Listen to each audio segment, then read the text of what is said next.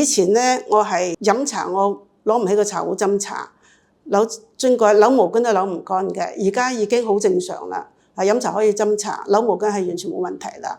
咁一路睇得到嘅進步。我叫 Catherine， 今年73歲。最緊要咧就係因為我嘅彈弓子，其實我彈弓子好多次噶啦，以前都好容易就醫好，但今次咧我做咗好多不同類型嘅治療都唔得。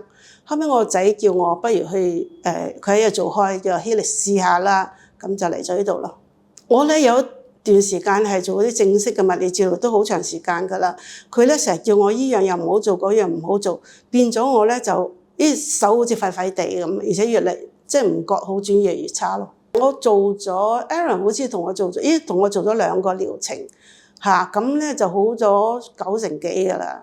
咁之後咧就一路做嗰啲普通嗰啲長者 training 啊，而家一路做咗咧就有其實好大嘅轉變。第一個手好返啦，第二行路平穩咗，平衡啊協調方面好咗。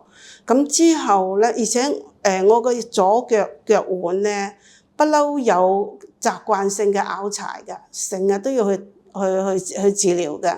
咁做完之後咧，而家就冇啦，而家就冇再治療啦。膝頭哥亦都好咗好多，咁個人都 fit 咗啦，即係入到嚟好舒服咯。我做得咩嘢唔覺得唔舒服，咁咪即刻可以同佢哋反映，佢哋即刻咧就會改變佢嘅做法，其實好好。我覺得咧 Helix 咧咪成班後生仔喺度做好熱誠咁去守護我哋嘅健康。